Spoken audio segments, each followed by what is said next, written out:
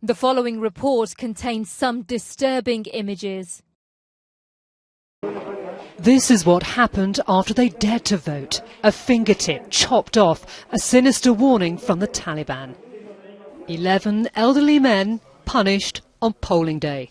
They asked us why we voted, he said. Then they took us to their base, they held us and threatened to cut off our fingers. There was no point resisting, so they went right ahead and chopped my finger off with an axe. Then they let us go.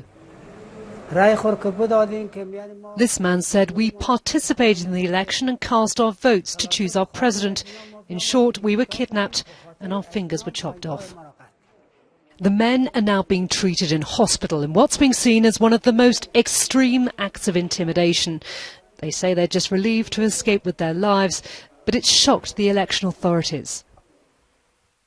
Some insurgent groups cut their finger because they caused their vote for their favorite candidate. So there is a really bad news to the Independent Election Commission, and we condemn that. But millions defied the threats of violence and turned up to cast their ballots in Saturday's presidential vote. An ink mark on the finger designed to reduce fraud, a telltale sign of participation.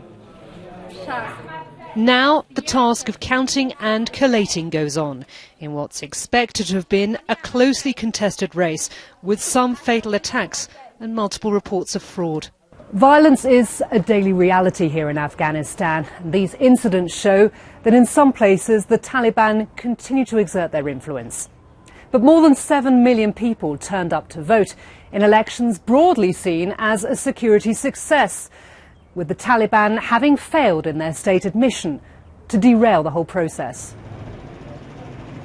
The election may be over, but security remains tight, with the election authorities calling for restraint from all sides, hungry for a final result. Karen Allen, BBC News, Kabul.